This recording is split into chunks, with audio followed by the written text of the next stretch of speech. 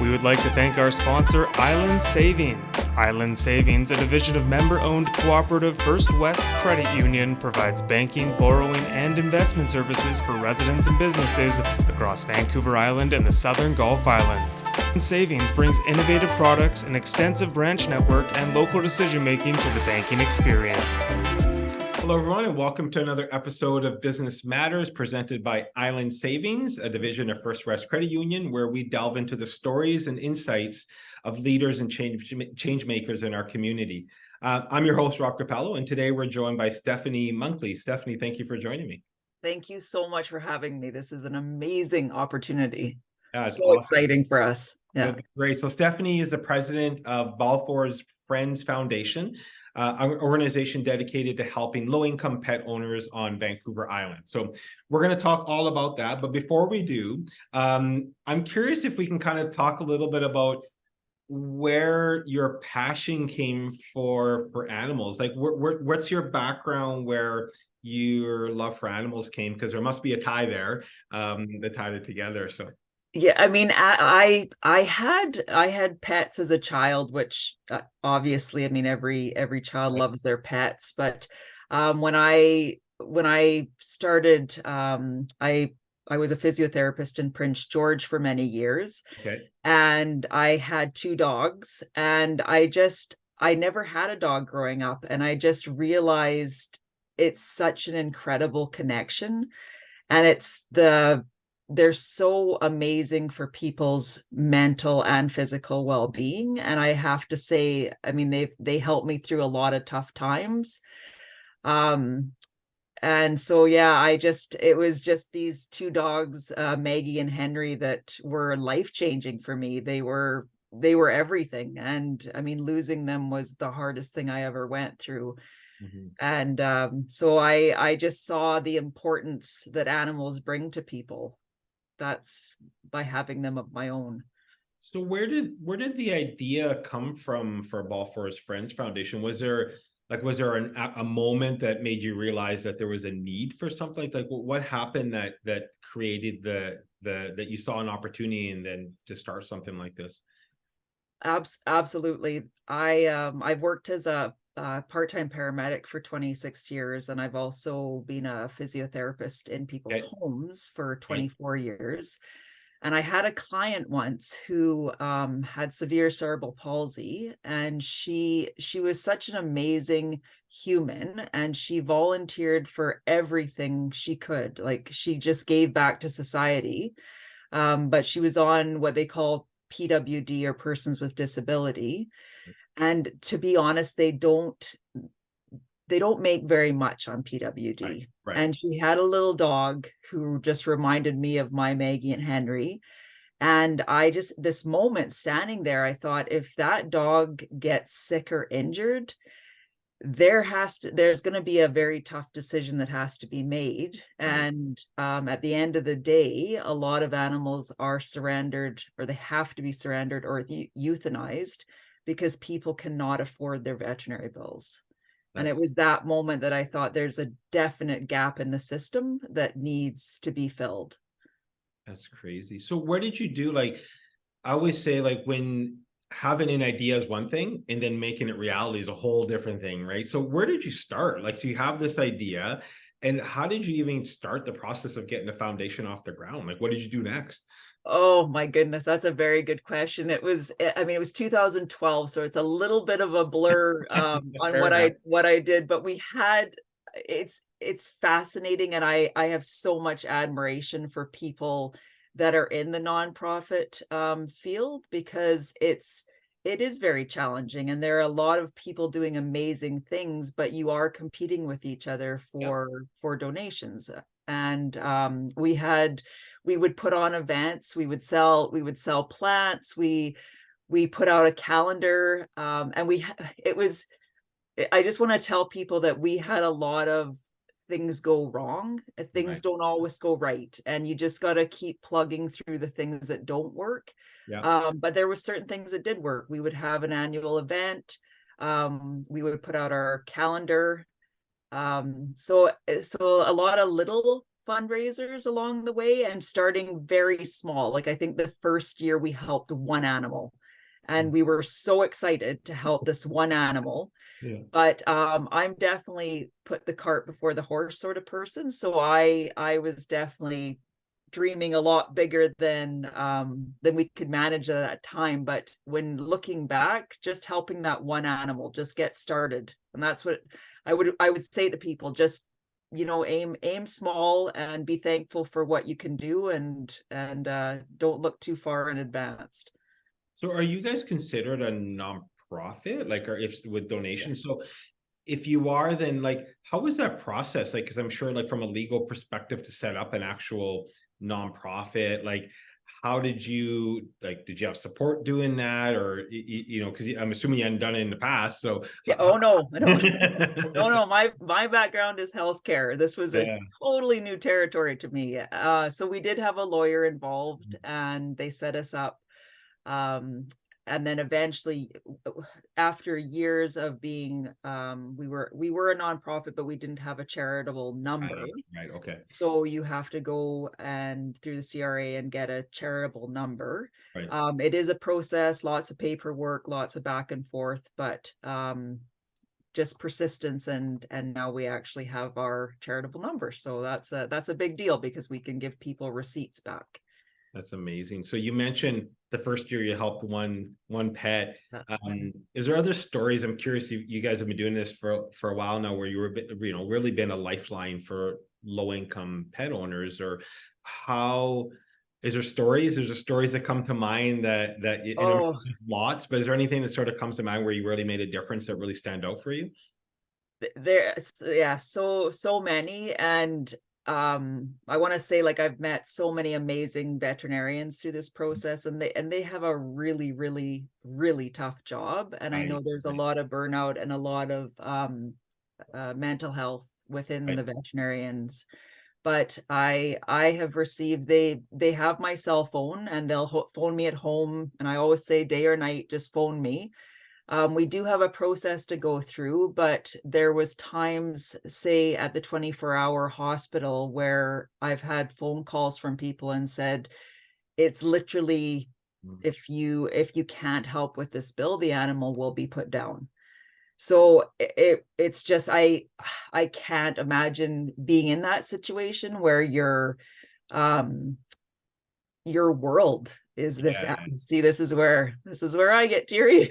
And I've always been very fortunate, and I've been able to pay my vet bill, and I thank God every time I hand over a credit card. But to not have that ability and have someone say, well, if you don't have the money, we're going to take the animal, or we're going to euthanize it.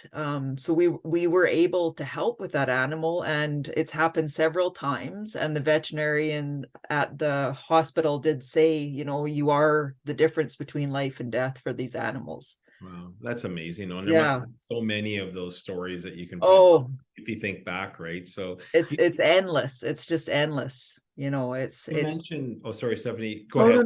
No. I was just gonna say, like, there's just so many stories, and even just making an animal feel better, like an animal that's suffering. We just had a lady that, and there's so many good people out there just trying the best for their animal. Like, there's so much going on in our world that's very hard to listen to and hard to deal with, right? I mean, right now, like any time, but I just want people to know there's so many good people out there taking such amazing care of their pets. And we had one lady that took in these two very abused cats, and the cats would cry every time they ate.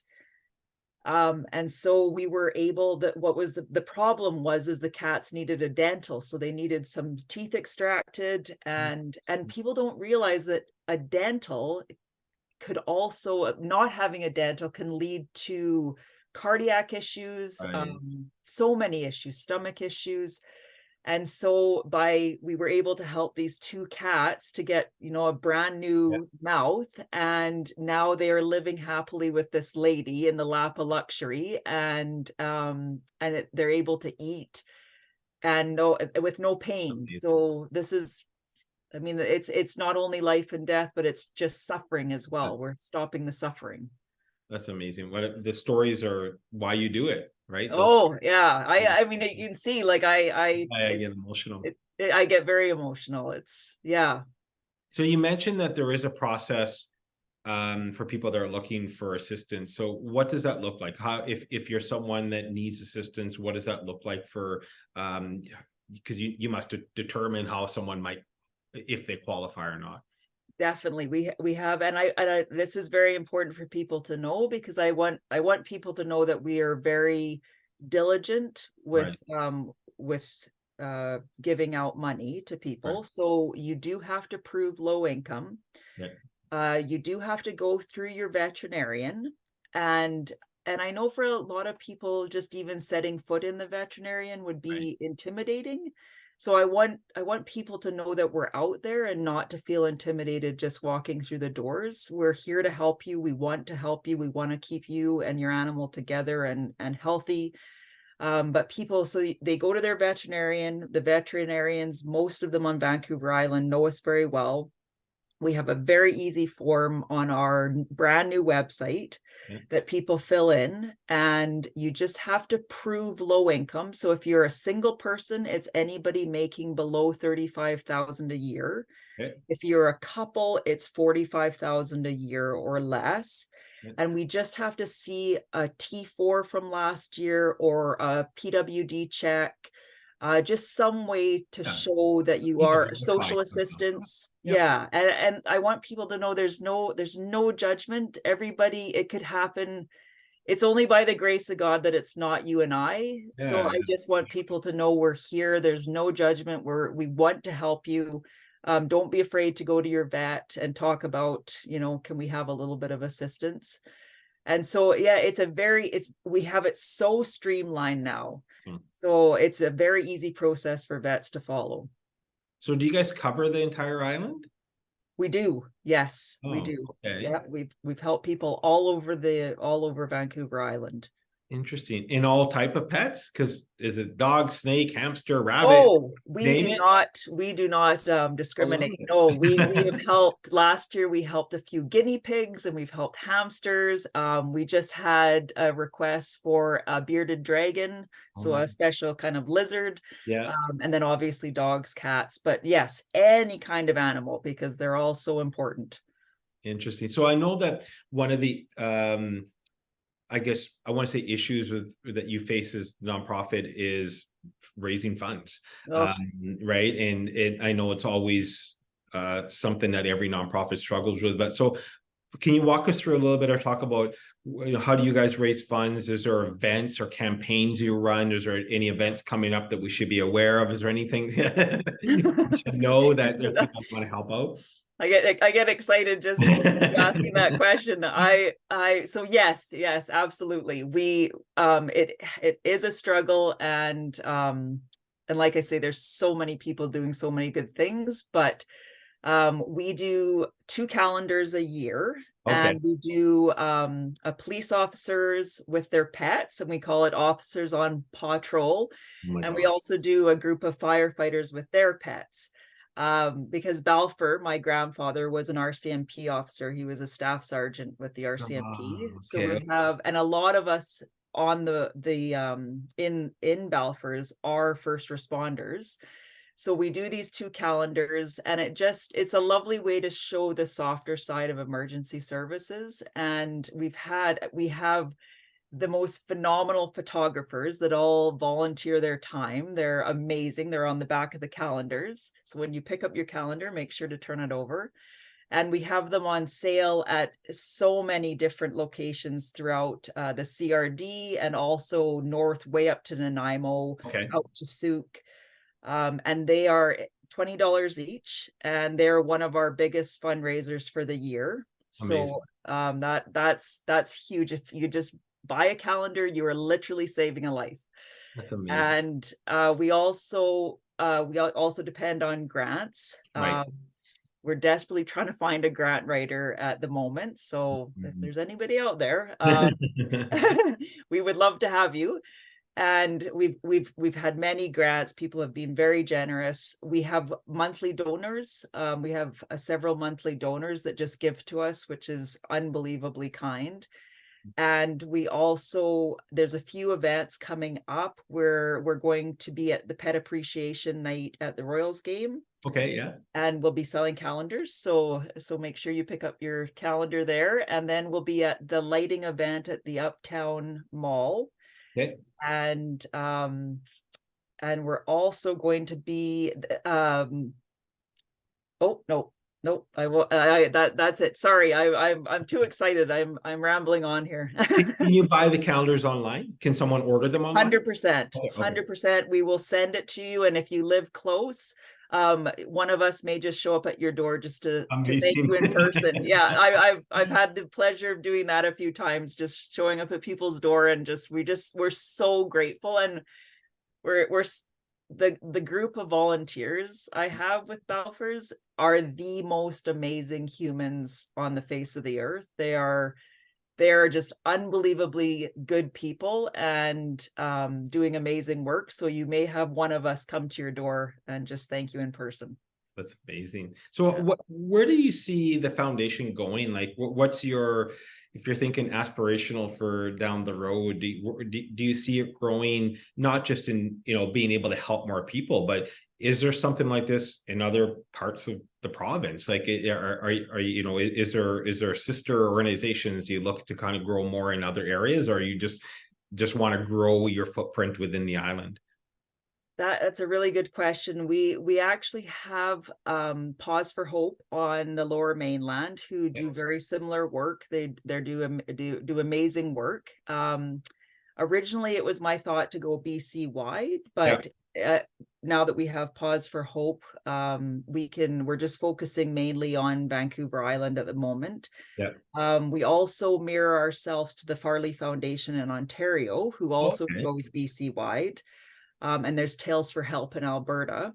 So we're going to stick with the Vancouver Island for the time being, but it's just my goal is to not leave a pet in any sort of distress. I want everybody to be helped that needs help. I want every pet to not suffer, and I don't want anybody to be separated from their family, because that's what pets are at the end of the day. They're family. I mean, my pets, I have 2 cats and a dog now, and I have a 16-month-old baby, and they're all family, right? And agreed. So they're so important to people. So that is my goal, for everybody to just have the recognition out there that everybody knows about us and can use our services and don't feel intimidated. So you mentioned you're a mom. I am. You have 3 pets. You have your profession that you do, paramedic. So how do you, and your commitment to Baflour, so how do you balance everything? Like, from a personal side, how do you balance? What do you do outside of work to maybe, is there hobbies? Like, how do you balance everything? Or are you going to say, I don't, I just do it? I'm like, some days are better than others. I mean, I love to swim, and I love to exercise, and I also just love to walk with my daughter and my dog. Those are the really spend time with family. I have my mom and dad on the island, and a sister and a brother-in-law. And so, we just spending time as a family, but sometimes it's tough to balance everything. But the reason Baflours keeps going, and I cannot stress this enough, is that I have the most amazing team behind me. I am the luckiest person on the face of the earth. And this is where I'll get teary, but these people are just phenomenal. And I could not do this without them. When I had my daughter, things definitely got more challenging. And so there was definite times where I thought, like, am I going to be able to keep this up? But the people I have behind me there's no words. I'm just so grateful. That's amazing. Well, the good thing you could think of is that your daughter is now soon enough, she'll be another helper. That's right. I teach you to pick up cans along the way. There you go. Yeah. Oh, and we that's the one that's where the brain went. We also collect cans, and Oh, okay. we have a number at the on Galaran. We have a number 200. So if you'd Okay, like to cool. donate to Balfour's, yeah. That's amazing. And we'll put that in the article notes as well for people that are looking to as well. But I'm curious, like what you do is on both sides is it could be it's paramedic, it's emotional plus highly stressful, like it could be, I'm sure. So how do you manage that side of it? Do you have someone, you mentioned family, like how do you have someone you can lean on? Do you have someone you can talk to? Is it your team? Is it your partner? Like who how do you find, because sometimes I'm sure at the end of the day it must be pretty emotionally draining, right? So Oh, it is. And that's where I'm so fortunate. I have an amazing partner. We've been together for almost 14 years, and he's also a paramedic. right. And so my dad was a critical care paramedic. So I mean, debriefing with my dad, he's an Yeah. amazing man. And I have an amazing, I mean, my mother was an RN for Oh God, wow. So it's almost in the 30, family for sure. 35 years. So yeah, there's a lot of high stress jobs in our family, and I'm very fortunate that I have an amazing family to lean back on, and an amazing partner, and also the volunteers they're just phenomenal. We there's moments, there's good and bad and everything. 100%. And Yeah. yeah, and we have moments where we're all frustrated, or one of us is frustrated, and we give each other a pep talk, and then we get on with it. So yeah, we're just I'm very lucky. I'm surrounded by, and I work with amazing people. So I'm so fortunate. So I think I know this answer, and I'm sure there's multi parts to it, but what gets you up in the morning? What's the most rewarding part of what you do? Like where do you get your joy from? Oh, I mean, my joy in life is my daughter. My daughter is my world. It was a hard road to get my daughter. And so every day I look at her and I think, God, I am, yeah, I worry that she's not real and that she's going to disappear. That's how good it is. I look at her and I say to my partner, I'm like, we are the luckiest people on the face of the earth. And but also just it's helping people. I truly believe that's why we're all here, is to Yeah, help our fellow man, and just try and make the world a better place, and leave it I just want to leave it a bit better for my daughter. that's amazing. So Yeah. people that are listening and want to help out, they want to get involved with the foundation, be it donations, volunteering, like what do you recommend? How do they go about doing that? What's a good step? Oh, please email us. Okay. We would love to have you through. Just email us through the website. My partner does all the emails. We would love to have you on board. Like I say, there's just certain areas like grant writing, or calendar distribution. If you're a good salesman, sell those calendars. We're just so grateful for anybody that would help. And like I said, you're getting into the best group ever, and we're very close. We're a nice bunch of people. So That's awesome. please reach out, and we would absolutely be so happy to help you or have you on board. That's amazing. So lastly, if there's one message you'd like to maybe leave people with or spread about the importance of supporting what you guys do, pets and their owners, what would it be? Oh, just, I mean, any donation, small or big, is so appreciated. And please know that you are literally saving the life of somebody's best friend and family member. I can't stress that enough, that you are literally saving a life. And whatever you can donate, whether it's time or money or buying a calendar, Or just both or all three? all three, please know that, and remember my words, that I'm forever grateful to you, because you've made somebody's life so much better, and you've kept a family together. That's amazing. Well, Stephanie, it's been an absolute pleasure learning about the Thank work you. you and your team does at Balfour's Friends Foundation. I think like, I know it's not easy to start something like this. Like I said before, a lot of people have ideas, but only very few actually see it come to life. So that's amazing. And I think the dedication that you have and your team has, it's amazing. It's heartwarming. So thank you so much for spending a little bit of time with me talking about.